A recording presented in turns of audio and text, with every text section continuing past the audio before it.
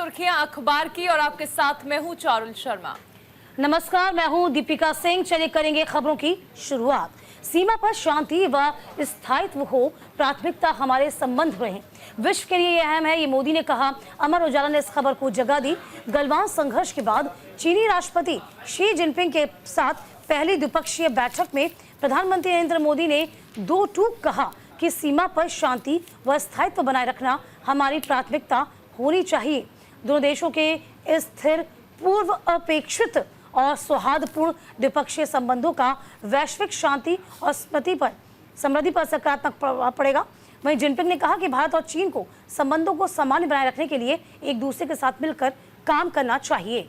बिल्कुल, देखिए कल ही मुलाकात हुई थी। नवभारत टाइम्स ने इसे प्रमुखता से छापा है और अमूमन हर अखबार के फ्रंट पेज पर आप इस खबर को देख सकते हैं। 50 मिनट तक ये मीटिंग रही है, 5 साल की कसर पूरी हुई है। देखिए सबसे अहम चीज है कि रूसी राष्ट्रपति व्लादिमीर पुतिन को कहा जा सकता है कि इसका श्रेय जा सकता है, क्योंकि शिखर सम्मेलन में चीन और भारत के बीच ये जो औपचारिक मुलाकात हुई है, 5 साल की कसर जो है वो पूरी हुई है। 2020 का गलवान घाटी का मामला आपको याद होगा, जिसके बाद चाइना और भारत के जो रिश्ते हैं उनमें खटास आ गई थी। अब यहां से अगर हम चाइना का स्टैंड देख ले तो चाइना के अखबारों में इस बात को प्रमुखता से छापा गया कि भारत और चीन की जो नजदीकियां हैं वो भारत के सपोर्ट में रहेंगी। और उन्होंने इस बात का भी जिक्र किया है कि आपको याद होगा कि हाल ही में जब कनाडा का मुद्दा था तो अमेरिका ने भारत का सपोर्ट नहीं किया था। तो इस लिहाज से चीन इस बात को लेकर और ज्यादा उत्साहित है कि अगर अमेरिका से अलग होता है भारत तो ये भारत और चीन के रिश्तों के लिए फायदेमंद होगा। इसी को लेकर देखिए आपने कल देखा था कि किस तरह से गर्मजोशी से मुलाकात हुई थी दोनों नेताओं की, और यह भी कहा गया कि हम युद्ध का समर्थन नहीं करते हैं, लेकिन गलवान घाटी का मामला हो या फिर सीमा पर अन्य गतिविधियां हो, उसको लेकर यह स्पष्ट किया गया भारत की ओर से भी और चीन की ओर से भी कि देखिए संबंध जो है वो इसी तरह से मधुर रहने वाले हैं। और इस मुलाकात में ये बात और ज्यादा स्पष्ट हुई। देखिए वाकई में बहुत बड़ी बात है, बड़ी खबर इसलिए है क्योंकि इस मुलाकात पर सभी की निगाहें टिकी हुई थी। और देखिए ये हम आपको दिखा रहे हैं कि यहाँ पर किस तरीके से दैनिक जागरण ने साफ तौर पर छापा है कि देखिए पिघली है रिश्तों पर जमी बर्फ। देखिए ये बड़ी बात है, क्योंकि हमेशा से आपने देखा होगा चीन अपने विस्तारवादी नीति को लेकर कुख्यात है। सभी जो आसपास के राष्ट्र हैं वो बेहद उससे परेशान भी हैं, और एक यही बड़ी वजह भी है कि अब चीन जो है वो लगातार ऐसा लग रहा था मानो कि तमाम चीज़ों को खराब कर रहा है। क्योंकि जैसे कि गलवान में हुआ था, हमारे सहयोगी भी आपको बताई थी, आपको भी याद होगा, ये मुलाकातें जो है इसके मायने। और देखिए जैसे ब्रिक्स शुरू हुआ था ठीक एक दिन पहले पेट्रोलिंग की बात की गई थी, और ये तमाम बड़ी बातें, ये जो इनिशिएटिव चीन की ओर से लिया गया था ये अपने आप में बहुत बड़ी बात थी। चलिए खबरों में आगे बढ़ जाते हैं। बिल्कुल, अब बात महाराष्ट्र की करेंगे। एमवीए में 85 सीटों के फॉर्मूले पर सहमति बन गई। हिंदुस्तान टाइम्स ने इस खबर को प्रमुखता से छापा है, ये भी हम आपको दिखाते हैं। देखिए सबसे अहम चीज़ है कि कल जिस दौरान बैठक हुई थी उस दौरान ये माना जा रहा था कि महाविकास आघाड़ी का क्या सब कुछ ठीक चल रहा है। 3 घटक दल कांग्रेस, शिवसेना, यूबीटी और एनसीपी आगामी महाराष्ट्र विधानसभा चुनाव में 85 सीटों पर चुनाव लड़ने वाले हैं। ये देखिए फ्रंट पेज पर हिंदुस्तान टाइम्स ने इस खबर को छापा है और इसका जिक्र किया है। और भी अखबारों ने इस खबर को जगह दी है कि देखिए आपको ये भी दिखा रहे हैं हम किस तरीके से। देखिए दैनिक जागरण ने इस खबर को जगह दी। पवार ने सुलझाए, देखिए आपको बता देते इस पूरी खबर को। पवार ने सुलझाया मविया के बीच की तकरार। 85 सीटों का जो फॉर्मूला हुआ है उस पर सहमति बनी है। अब जरा इस खबर को तफसील से जानिए, क्योंकि ये महाराष्ट्र की राजनीति से जुड़ी हुई ये अहम और खास खबर है। क्योंकि कई दिनों से लग रहा था कि लगातार 5 स्टार होटल्स में जो थी वो मीटिंग चल रही थी, और मीटिंग के जरिए कुछ भी निकलकर सामने नहीं आ रहा था। सीट शेयरिंग पर बात नहीं बन रही थी। अभी सीट शेयरिंग पर बात नहीं बन रही थी तो जाहिर सी बात है कि प्रचार प्रसार कैसे किया जाएगा। तो इस बाबत ये जो फॉर्मूला तय हुआ है उसमें क्या संतुष्टि है, ये देखने वाली बात होगी। चलिए आपको ये भी बता दें, कांग्रेस उद्धव पवार इस फॉर्मूले पर राजी हो गए हैं। और देखिए कहीं ना कहीं कहा गया है कि शरद पवार हमेशा से एक अहम भूमिका नजर आती है उनकी, क्योंकि आपने देखा होगा उद्धव ठाकरे हमेशा से ये कहते आए हैं कि जो मुख्यमंत्री का पद है वो कहीं ना कहीं उनको मिलना चाहिए। कांग्रेस इस बात पर भी अड़ी हुई थी कि देखिए जिसकी सीटें ज्यादा आएगी उसको पद मिल जाएगा। आपको याद होगा इससे पहले जो विधानसभा चुनाव हुए थे उसमें शरद पवार ने काफी बड़ी अहम भूमिका निभाई थी और जो पद था वो उद्धव ठाकरे के हिस्से में गया था। इसीलिए कांग्रेस को ये लग रहा था कि कहीं ना कहीं इस बार जो मुख्यमंत्री है वो उनका बनना चाहिए और ये एक मसला था। यहीं पर जो पेच था वो लगातार फंसा हुआ था और ये माना जा रहा था ऐसा ना हो कि सीट शेयरिंग का फॉर्मूला तय ना हो पाए या फिर अपने को जो अपने रूठे हैं उनको मनाया ना जाए। इसका फायदा कहीं ना कहीं विपक्षी पार्टियों को या फिर सत्ता दल को हो जाए। अब देखिए बात बन गई है, लेकिन बात क्या वाकई बन गई है ये देखने वाली बात है। बिल्कुल, देखिए सबसे अहम चीज है कि स्पष्ट कर दिया गया था कि सब कुछ ठीक चल रहा है। संजय राउत का बयान भी हम सभी ने सुना था जिस दौरान उन्होंने कल ये कहा था कि महाविकास आघाड़ी में सब कुछ ठीक चल रहा है। अब बात अगर यहाँ पर सीट शेयरिंग फॉर्मूले की कर ले तो तीनों ही पार्टियां 85 सीटों पर चुनावी मैदान में उतरेंगी और बाकी की जो बची हुई सीटें हैं वो अन्य दलों को दी जाएंगी। चलिए खबरों में आगे बढ़ जाते हैं। एनसीपी ने जारी की है पहली सूची, बारामती से लड़ेंगे अजित पवार। द हिंदू ने इस खबर को जगह दी। अफवाहों पर विराम लगाते हुए वह अपने छोटे बेटे जय पवार के लिए पार्टी छोड़ देंगे। एनसीपी के प्रमुख और महाराष्ट्र के उप मुख्यमंत्री अजित पवार परिवार के गढ़ बारामती से विधानसभा चुनाव लड़ेंगे। तो एनसीपी ने 26 मौजूदा विधायकों सहित 38 उम्मीदवारों की पहली सूची जारी की है। तो फिलहाल देखिए इस खबर को सभी ने जगह दी है और दैनिक जागरण ने भी इस खबर को जगह दी। अब जैसा कि आपको हम दिखाई रहे थे, देखिए यहाँ पर अजित पवार ने साफ तौर पे आपको बता दें चूंकि परंपरागत जो गढ़ है ये माना गया था। देखिए इस जगह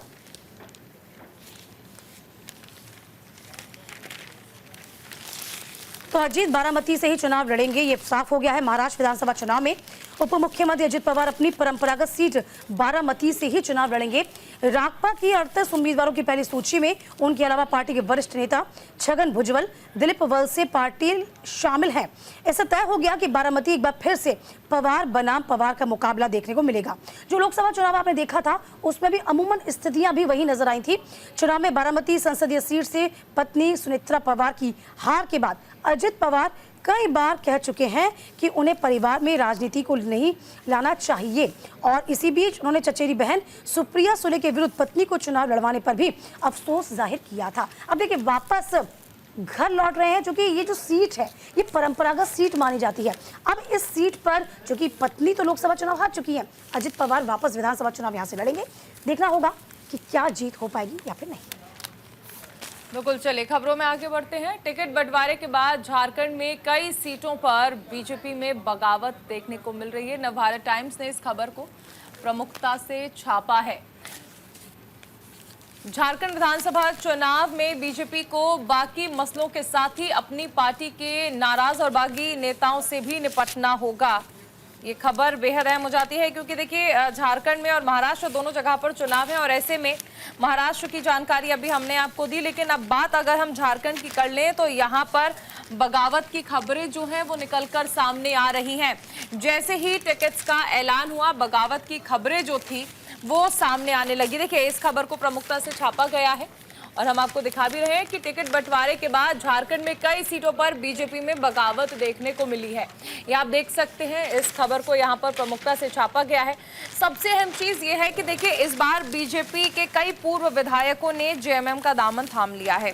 जेएमएम की बात कर लें तो हेमंत सोरेन जिस तरह से जेल में रहे, जेल से वापस जब वो बाहर आते हैं तो चंपई सोरेन के बजाय वो खुद एक बार फिर से अपने आप को मुख्यमंत्री बनाते हैं। विधायक दल की बैठक में उनके नाम का चयन किया जाता है, जिसके बाद चंपई सोरेन नाराज हो गए थे। नाराजगी के बाद उन्होंने बगावत कर ली थी। अब ये एक सबसे बड़ी बगावत थी अगर जेएमएम के लहजे से देखा जाए, लिहाज से देखा जाए। लेकिन अब अगर चुनाव की बात कर ले तो बीजेपी के पास कोई बहुत ज्यादा मजबूत टॉपिक्स आप देख सकते हैं, ये बहुत ज्यादा मजबूत मुद्दे नहीं है। आदिवासियों पर पूरा फोकस बीजेपी कर रही है, लेकिन क्या ये फोकस इस कदर बढ़ पाएगा कि सत्ता तक पहुंचा पाए बीजेपी को? क्योंकि चंपई सोरेन की बगावत मात्र बीजेपी के लिए ये नहीं कहा जा सकता है कि जड़ी बूटी का काम कर देगी। अब ये देखना होगा कि बीजेपी इस बगावत पर भी क्या एक्शन लेती है या फिर कैसे ये डैमेज कंट्रोल करती है। देखिए, बगावत के सुर तभी से ही समझ आ गए थे जब चंपई सोरेन ने बीजेपी का दामन थामा था, क्योंकि वो आदिवासी चेहरे का कह सकते हैं बड़ा चेहरा माने जाते हैं। और इसी बीच जो हम कह सकते हैं कि झारखंड में जो आदिवासी बीजेपी के तमाम नेता हैं वो इस बाबत नाराज हो गए थे कि चंपई सोरेन को ऐसा ना हो, कोई बड़ा पद दिया जाए तो कहीं ना कहीं वो अपने आप को साइडलाइन महसूस कर रहे थे कि उनको पीछे किया जा रहा है। तभी से ये लग रहा था कि जो आगामी विधानसभा चुनाव है, तमाम जो बड़े चेहरे हैं बीजेपी के, जो आदिवासी चेहरे हैं, वो कहीं ना कहीं बगावत कर सकते हैं। और देखिए, ऐसा हुआ भी। जिस तरीके से सीटों का ऐलान हुआ तब हुआ ये कि बगावत जो है वो साफ तौर पे अब सामने आई। अब देखिए, ये वाली बात होगी कि बीजेपी कैसे इसको कंट्रोल कर पाती है। कहीं ऐसा ना हो इसका जो फायदा हो वो जीएमएम को सीधे तौर पर हो जाए। चलिए आगे बढ़ जाएंगे। वायनाड का प्रतिनिधित्व करना सम्मान की बात है, ऐसा प्रियंका गांधी की ओर से कहा गया। हिंदुस्तान टाइम्स ने इसे प्रमुखता से छापा है, कई अखबारों ने इसे प्रमुखता से छापा है। सबसे अहम चीज़ है कि प्रियंका गांधी ने देखिए अपना नॉमिनेशन फाइल किया, उससे पहले 2 किलोमीटर लंबा रोड शो भी प्रियंका गांधी की ओर से किया गया था। देखिए, कांग्रेस महासचिव प्रियंका गांधी वाड्रा ने कल पेची में एक विशाल रोड शो का नेतृत्व करने और केरल में पहाड़ी निर्वाचन क्षेत्र के मतदाताओं से वादा करने के बाद वायनाड सीट से लोकसभा उपचुनाव के लिए अपना नामांकन दाखिल किया। वह हर मुश्किल वक्त में उनके साथ खड़ी रहेंगी। इस दौरान सोनिया गांधी, राहुल गांधी, पार्टी अध्यक्ष मल्लिकार्जुन खड़गे, पार्टी शासित राज्यों के मुख्यमंत्री सहित कांग्रेस का शीर्ष नेतृत्व वायनाड में प्रियंका के साथ मौजूद था। तो फिलहाल देखिए, ये खबर काफी अहम है। काफ़ी अहम इसलिए भी है, बड़ी इसलिए भी है क्योंकि किस तरीके से जो सीट खाली हुई थी, अब उस सीट पे कहीं ना कहीं राहुल गांधी को बहुत प्यार मिला था। अब चुनौती प्रियंका गांधी के लिए भी है। दोस्तों देखिए, यहाँ पर इस खबर को प्रमुखता से छापा है, will be an honour to represent Wayanad. जिस तरह से हमने जिक्र भी किया, प्रियंका गांधी की ओर से कहा गया कि इस सम्मान की बात है कि अगर वो वायनाड का प्रतिनिधित्व करेंगे। इस खबर को प्रमुखता से छापा गया है। Congress general secretary Priyanka Gandhi Vadra on Wednesday filed her nomination for the Lok Sabha bypolls from Wayanad seat after leading a massive road show in and promising the voters of the Hill constituency in Kerala that she would stand by them through thick and thin। अब देखिए, सबसे अहम चीज़ है कि यहाँ पर प्रियंका गांधी वाड्रा की ओर से कहा गया कि कोई भी समस्या हो, कोई भी मुद्दा हो, वो साथ में खड़ी रहेंगी। वायनाड सीट की बात कर ले तो कल 2 किलोमीटर लंबा रोड शो सबसे पहले किया गया। उसके बाद आपने देखा था कि प्रियंका गांधी ने, राहुल गांधी ने संबोधन भी किया था। और प्रियंका गांधी का जो चेहरा था, यानी जो उनकी भाव भंगिमा थी, उसे देखकर आप समझ सकते हैं कि वो जीत को लेकर भी आश्वस्त नजर आ रही थी। क्योंकि प्रियंका गांधी को पूरी उम्मीद है कि जितना प्यार उन्हें, यानी उनके भाई को, राहुल गांधी को मिला था, उतना प्यार उन्हें भी मिलेगा। लोकसभा चुनाव जिस दौरान हुए थे तो राहुल गांधी वायनाड और रायबरेली दोनों सीट से चुनावी मैदान में थे और दोनों ही सीट पर उन्हें जीत हासिल हुई थी। जिसके बाद राहुल गांधी ने वायनाड सीट से इस्तीफा दे दिया था। और यहां से आप ये देख सकते हैं कि जो प्रियंका गांधी है वो पहली बार चुनाव लड़ रही हैं। और चुनाव लड़ने के साथ साथ सबसे पहले आपने ये भी देखा था कि प्रियंका गांधी तमाम कांग्रेस के कैंडिडेट्स के लिए वोट अपील करती थी, लेकिन इस बार वो खुद के लिए वोट मांगती नजर आई। और राहुल गांधी का भी आपने याद होगा संबोधन, जिस दौरान वो शुरुआत करते हैं और वो कहते हैं कि मैं किन शब्दों में बताऊं कि मेरी बहन जो है प्रियंका गांधी, वो कितनी सिंपल, कितनी साधारण महिला है, लेकिन यहाँ पर वो जीत के लिए आश्वस्त भी नजर आते हैं। देखिए, तमाम बड़ी बातें कही गई प्रियंका गांधी के द्वारा, और वो तमाम बड़ी बातें हैं जिसका जिक्र करना भी लाजमी है, जिसमें उन्होंने कहा कि देखिए, राजनीति में मुझे 35 सालों का अनुभव है। 17 साल की उम्र में से ही इस क्षेत्र में मैं आ गई थी जब उन्होंने पहली बार अपने दिवंगत पिता राजीव गांधी के लिए 1989 में चुनाव प्रचार किया था।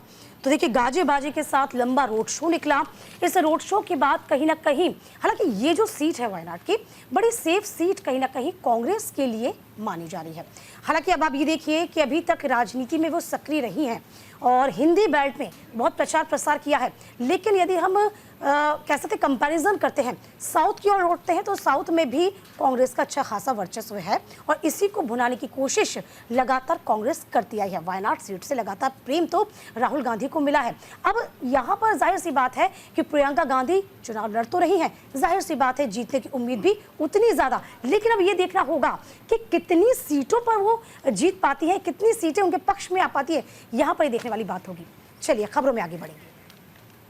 चलिए, वक्फ बिल विपक्ष के आरोपों को जगदम्बिका पाल ने खारिज किया है वक्फ बिल पर। ये खबर जो है नवभारत टाइम्स ने प्रमुखता से छापी है। विपक्ष के नेताओं ने वक्फ बिल पर बनी जेपीसी के प्रमुख जगदम्बिका पाल पर प्रतिक्रियाओं और नियमों का उल्लंघन करने का आरोप लगाया है। उनका कहना है कि तृणमूल कांग्रेस के सांसद कल्याण बनर्जी के मीटिंग के दौरान कांच की बोतल तोड़कर फेंके जाने की घटना के बारे में सार्वजनिक बयान दिया। दूसरी तरफ जगदम्बिका पाल ने विपक्ष के आरोपों को खारिज करते हुए कहा कि उन्होंने नियमों का कोई उल्लंघन नहीं किया, सिर्फ एक सदस्य की ओर से की गई हिंसा का जिक्र किया है। तो देखिए, आपने देखा था कि किस तरह से टीएमसी के जो सांसद है कल्याण बनर्जी वो बॉटल फेंक कर मारते हैं। हालांकि बाद में उनके हाथ में भी कुछ चोट लग जाती है और ये तस्वीर उसी दौरान की है जिस दौरान वो बाहर निकलते हैं, हाथ में मामूली सी चोट भी होती है। लेकिन देखिए, ये लगातार कहा गया कि ये जो मसला है यानी बॉटल फेंके जाने पर अब इंडिया गठबंधन को अपना स्टैंड क्लियर करना चाहिए। देखिए, ये बड़ी खबर भी है, बड़ी बात भी है। चूंकि बनर्जी को लोकसभा से सस्पेंड करें, अभी बीजेपी लगातार मांग कर रही है कि उनका रवैया जो है वो रवैया ठीक नहीं है, इस रवैये में तब्दीली आनी चाहिए, इस रवैये में कहीं ना कहीं मैच्योरिटी आनी चाहिए। तो उन्होंने कहा है, जो बीजेपी ने कहा, जेपीसी में शामिल बीजेपी के सदस्यों ने बुधवार को लोकसभा अध्यक्ष ओम बिरला को पत्र लिखकर तृणमूल कांग्रेस के कल्याण बनर्जी को लोकसभा से निलंबित करने और उनके खिलाफ एफआईआर दर्ज करने की मांग तक की है। बीजेपी सदस्यों ने पत्र में लिखा है कि बनर्जी को आचार संबंधी मामले को आचार समिति को भेजने, उनकी सदस्यता से रद्द करना चाहिए, ये मांग की गई है। हालांकि विपक्ष के आरोपों का पाल ने खारिज कर दिया है, यानी कि जो लगातार आरोप लगाए जा रहे हैं उसको खारिज कर दिया है। विपक्ष के सदस्यों ने जेपीसी प्रमुखों पर नियमों के उल्लंघन करने का आरोप लगाया है। तो फिलहाल देखिए, जिस तरीके से आपको बता दें, तृणमूल कांग्रेस के सांसद कल्याण बनर्जी के मीटिंग के दौरान कांच की बोतल तोड़कर फेंके जाने की घटना के बारे में सार्वजनिक बयान दिया। दूसरी ओर पाल ने बुधवार के विपक्ष के आरोपों को खारिज कर दिया है। लेकिन कोई पहली मर्तबा नहीं है जब ये टीएमसी अपने आप को लगता है कि बैकफुट पे आ रही है या फिर अपने आप में दबाव महसूस करती है, तो तमाम जो उनके चाहे वो कार्यकर्ता हों या फिर मंत्री हों, विधायक हों, सभी अपना आपा खो बैठते हैं। तो ये एक बड़ी बात होती है कि लगातार आपको बता दें कि इस तरह का जो रवैया है वो वाकई बहुत बचकाना रवैया होता है। इसमें उनको तब्दीली लाना और यूं कह सकते हैं कि मैच्योरिटी लाना बहुत लाजमी है। बिल्कुल, देखिए, एक प्रतिनिधित्व करते हैं कल्याण बनर्जी और ऐसे में उनका ये रिएक्शन कहीं ना कहीं जनता के बीच एक गलत संदेश दे सकता है, क्योंकि जो प्रतिनिधि होते हैं उनसे इस तरह के व्यवहार की अपेक्षा आमतौर पर नहीं की जाती है। और इसीलिए देखिए, जगदम्बिका पाल की ओर से भी कहा गया कि अब इस मामले में क्या कहना है इंडिया गठबंधन और उसके सहयोगियों का, जो कि लगातार हर चीज़ का मुद्दा बनाते हैं। वहीं जगदम्बिका पाल ने यह भी कहा कि देखिए, कोई बॉटल तोड़े या कुछ भी कर ले, हम जो काम कर रहे हैं उस पर आगे बढ़ते रहेंगे। चलिए आगे बढ़ते हैं खबरों में। स्मॉग की चादर में लिपटी है दिल्ली, 11 इलाकों में AQI 500 के पार पहुंचा है। अमर उजाला ने इस खबर को प्रमुखता से छापा है। दिवाली से पहले ही राजधानी स्मॉग की चादर में लिपट गई है। इससे लोगों को आंखों में जलन और सांस लेने में दिक्कत होने लगी है। केंद्रीय प्रदूषण नियंत्रण बोर्ड के अनुसार कल दिल्ली का AQI 364 दर्ज किया गया, जो बेहद खराब श्रेणी में है और मंगलवार की तुलना में 37 सूचकांक अधिक है। तो स्मॉग की चादर अभी से देखने को मिल रही है। और दीपिका, देखिए, अभी तो दीपावली भी नहीं आई है। दीपावली से पहले ही देखिए हम ये भी देख रहे हैं कि क्रैकर्स बैन हो गए, लेकिन उसके बावजूद AQI अभी से बहुत खराब श्रेणी में है। देखिए, इस तरीके से तमाम तरीके की अब खबरें सामने आएंगी, क्योंकि लगातार जैसे जैसे सर्दियां बढ़ती हैं, दीपावली का त्यौहार नज़दीक आता है और हम कह सकते हैं वैसे वैसे प्रदूषण का जो लेवल है वो अप आता है। इसी के तहत लगातार सुप्रीम कोर्ट हमेशा से एहतियात बरतने की सलाह देता आया है। अभी देखिए, गैप 2 लागू है, इसके बाद कोशिश यही की जाएगी यदि स्थितियां काबू में नहीं हुई तो और भी सख्ती बरती जा सकती है। इस बीच आपको बता दें, सुप्रीम कोर्ट ने पराली जलाने वालों पर मामूली जुर्माना लगाने पर पंजाब और हरियाणा सरकार को कड़ी फटकार भी लगाई है। कहा देखिए, आप सिर्फ खाना पूर्ति नहीं कर सकते, क्योंकि ये जीवन से जुड़ा हुआ मसला है, इस पर आपको सख्त एक्शन लेना होगा। हालांकि अब बात कर ली जाए दिल्ली NCR की, तो आप देखिए आसपास के क्षेत्र जो होते हैं, अभी जो घटनाएं सामने आ रही है, कहा जा रहा है कि पंजाब के कुछ क्षेत्रों से थोड़ी पराली की घटनाएं जो है वो कम हुई हैं, लेकिन हरियाणा, उत्तर प्रदेश, इस जगह से ज़्यादा पराली की खबरें सामने आ रही हैं और इसी को लेकर सुप्रीम कोर्ट बेहद सख्त है। बिल्कुल, कोर्ट ने इसको लेकर फटकार भी लगाई थी और सुप्रीम कोर्ट का ये भी कहना था कि आखिर सरकारें इस पर काम क्यों नहीं कर रही हैं। बिल्कुल, चलिए खबरों में आगे बढ़ेंगे। 3 लेयर प्लान से यमुना में झाग को खत्म किया गया है। जल बोर्ड 2 दिनों तक लगातार यमुना में डिफॉर्मर के छिड़काव के बाद झाग की मात्रा कम हो गई है। देखिए, कालिंदी कुंज के आसपास अब तक 2 किलोमीटर दूरी में 1 टन से अधिक आपको बता दें डिफॉर्मर का छिड़काव हुआ। अफसरों के अनुसार यमुना में झाग खत्म करने के लिए पहला 3 लेयर प्रभाव, तो देखिए 3 लेयर प्रभाव तैयार किया गया है। तो फिलहाल देखिए, अब झाग को खत्म करना चुनौती है, क्योंकि जाहिर सी बात है छठ का त्योहार नजदीक है और छठ के त्योहार के नजदीक सभी जो छठी व्रतधारी होते हैं वो कहीं ना कहीं अपने व्रत को पूरा करने के लिए गंगा में स्नान करते हैं और जाहिर सी बात है यमुना में स्नान करते हैं। लेकिन यहाँ पर जो प्रदूषण है वो कह सकते हैं कि जलवायु प्रदूषण और इसी के साथ साथ वायु प्रदूषण के साथ साथ जल प्रदूषण जो है वो लगातार खतरे की घंटी बना हुआ है। हालांकि इस पर कारगर कदम तो उठाए जा रहे हैं, लेकिन ये कारगर कदम इतने काफ़ी होंगे, देखने वाली बात होगी। बिल्कुल, यहाँ पर देखिए सबसे अहम चीज़ है कि छठ का त्यौहार जो है वो एक तरह से दस्तक दे ही चुका है और उसमें सबसे अहम ये चीज़ भी है कि अब यमुना को साफ करने के लिए ये जो 3 लेयर प्लान है उसको इम्प्लीमेंट किया जा रहा है। जल बोर्ड की ओर से ये कहा गया। देखिए, सबसे अहम चीज़ है कि जब बात छठ की करते हैं तो ये प्रकृति से जुड़ा पर्व है। इसमें हम ये भी देखते हैं कि जो छठ व्रती होते हैं वो यमुना में स्नान करते हैं और साथ ही साथ यमुना का जो जल होता है उसे प्रसाद में मिलाया जाता है। लेकिन ऐसे में यदि जो जल है वो इतना प्रदूषित रहेगा, उसमें झाग रहेंगे, तो फिर क्या जो इस त्योहार की पर्व की पवित्रता है वो बनी रहेगी या नहीं। इससे में जरूरी है कि सरकार इस पर काम करे ताकि छठ व्रती पवित्रता के इस पर्व को अच्छी तरह से मना सके। चलिए आगे भी सुर्खियां अखबार की हम आपको दिखाएंगे, लेकिन अभी रुकेंगे एक छोटे से ब्रेक के लिए।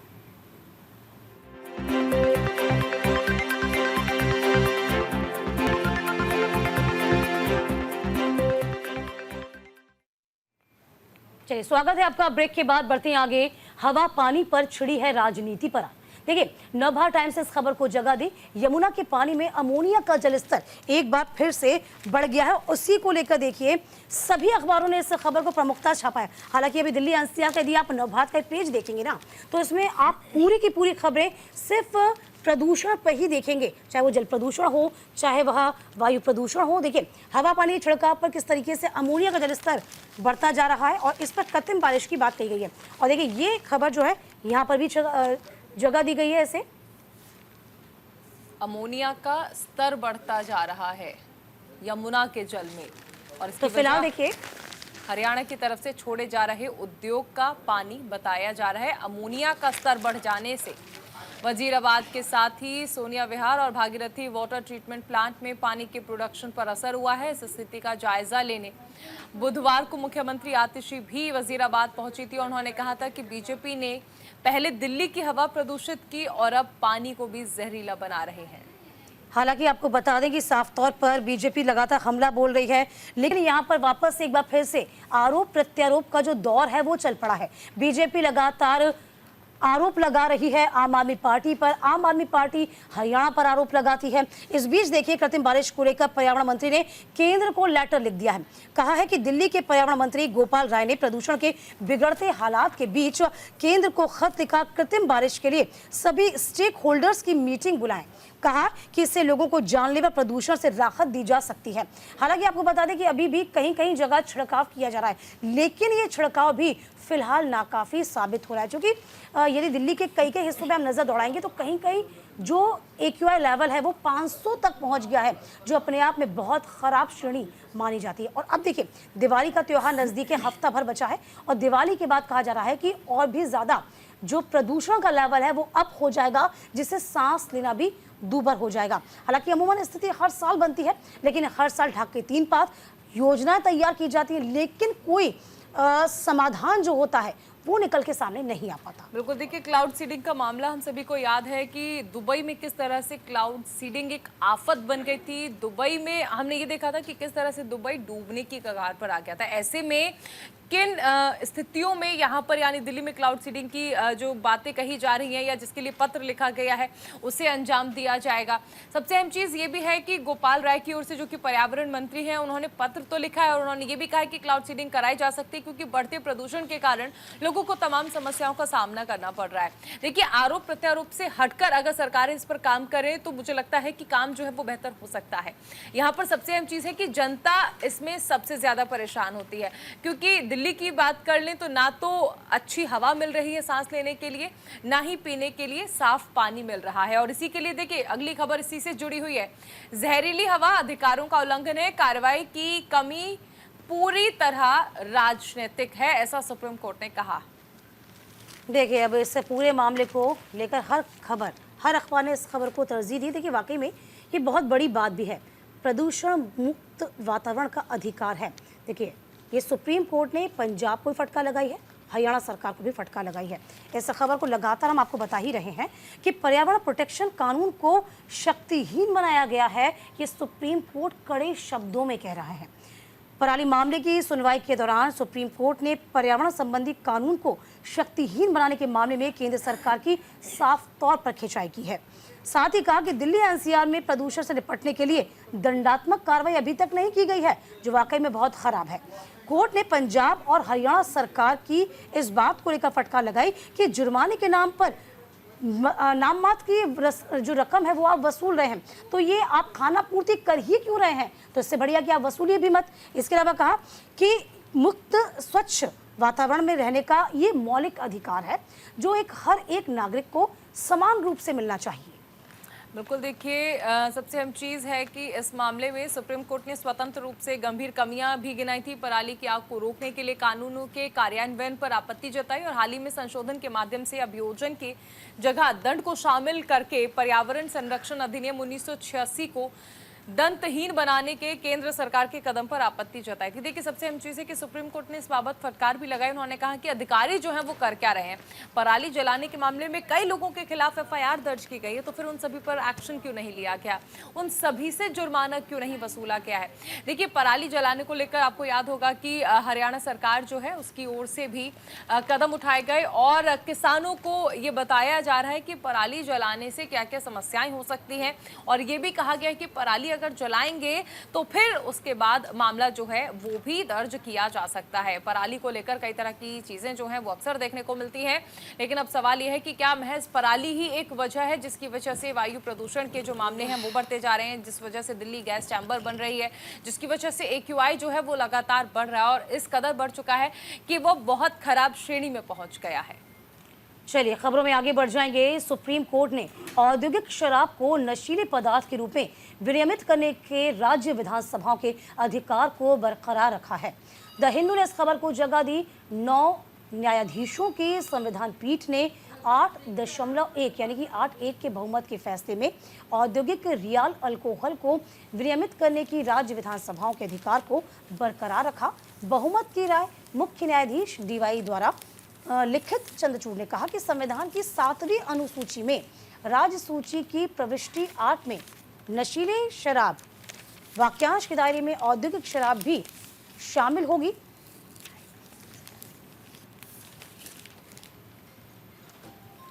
प्रविष्टि 8 राज्यों को समर्थक को विनियमित करने की शक्ति देता है।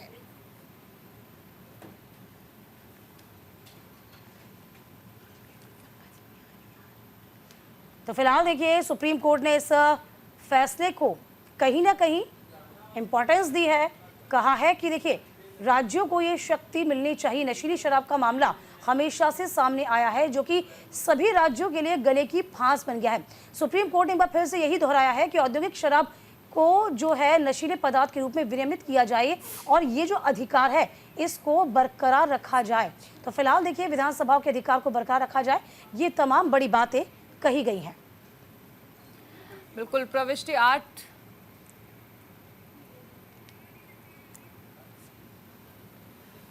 राज्यों को समर्थक को विनियमित करने की शक्ति देती है। देखिए ये कल एक अहम चीज रही है, अहम मामला रहा है। द हिंदू ने इस खबर को प्रमुखता से छापा है और देखिए इस पूरे मामले की अगर हम बात कर लें तो 9 न्यायाधीशों की संविधान पीठ ने 8-1 के बहुमत के फैसले में औद्योगिक रियल अल्कोहल को विनियमित करने के राज्य विधानसभाओं के अधिकार को बरकरार रखा। बहुमत की राय मुख्य न्यायाधीश DY चंद्रचूड़ द्वारा लिखित में दी गई और चंद्रचूड़ ने कहा कि संविधान की 7वीं अनुसूची में राज्य सूची की प्रविष्ट 8 में नशीली शराब वाक्यांश के दायरे में औद्योगिक शराब भी शामिल होगी। बिल्कुल जाहिर सी बात है, फैसला काफी मायने में खास माना जा रहा है। बहरहाल खबरों में आगे बढ़ जाएंगे। दिल्ली के एलजी सक्सेना ने कहा कि किसी ने मुझे नहीं बताया कि पेड़ों को काटने से पहले सुप्रीम कोर्ट की मंजूरी की आवश्यकता है। देखिए, द हिंदुस्तान टाइम्स ने इस खबर को जगह दी है।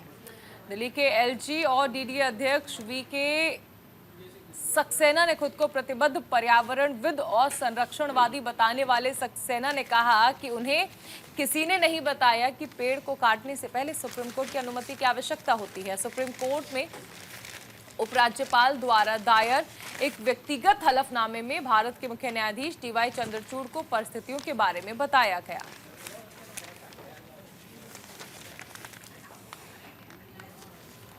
देखिए, एलजी वीके सक्सेना की ओर से कहा गया कि किसी ने मुझे इस बात की जानकारी नहीं दी कि पेड़ काटने से पहले सुप्रीम कोर्ट की परमिशन लेनी होती है। No one told me that Supreme Court nod was required before felling trees, says Delhi LG VK Saxena.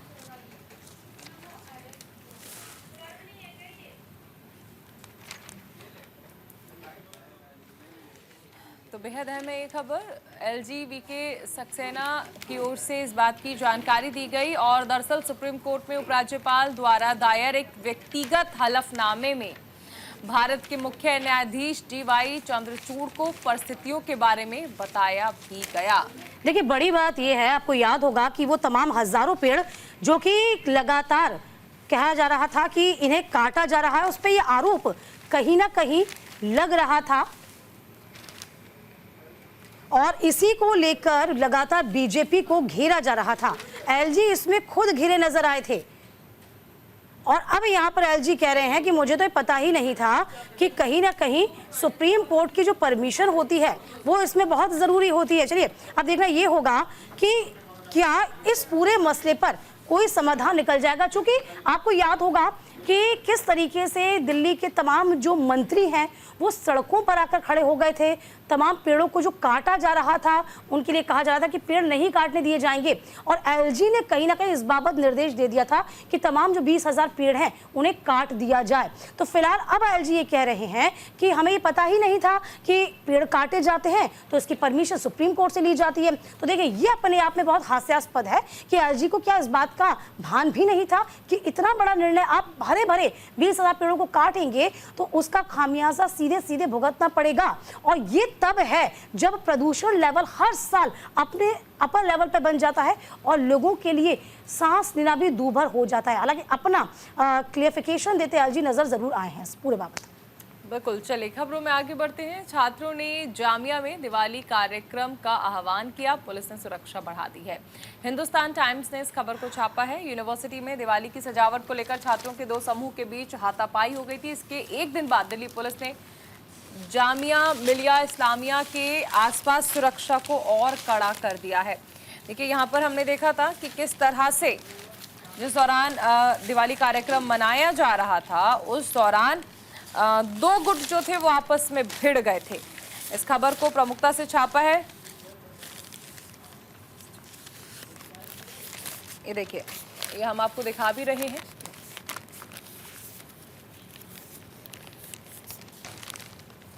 Diwali उत्सव के दौरान जामिया में स्टूडेंट्स के बीच हंगामा और मारपीट हुआ। देखिए, यहाँ पर students call for Diwali event at Jamia, cops step up security.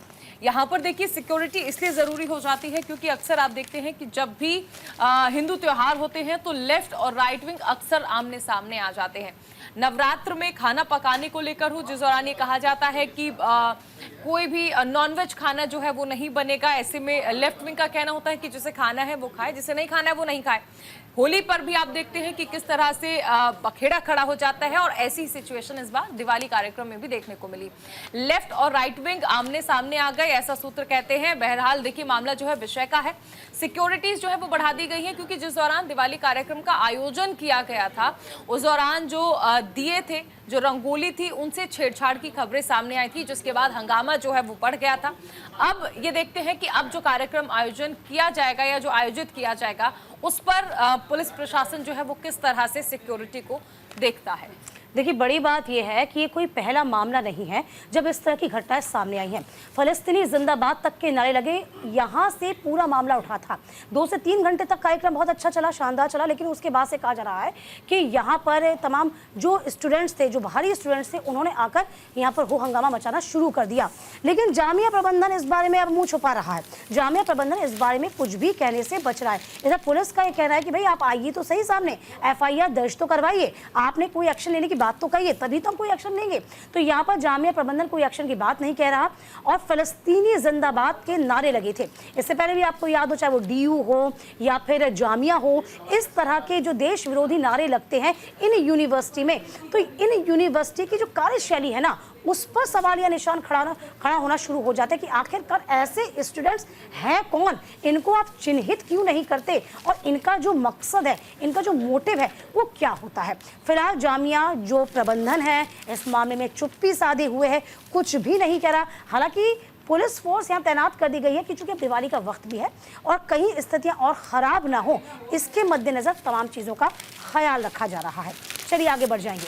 वैवाहिक बलात्कार मामले में सुनवाई से हटे रिटायर्ड होने वाले CJI। देखिए द हिंदू ने इस खबर को जगह दी। भारतीय मुख्य न्यायाधीश DY चंद्रचूड़ जो कि 11 नवंबर को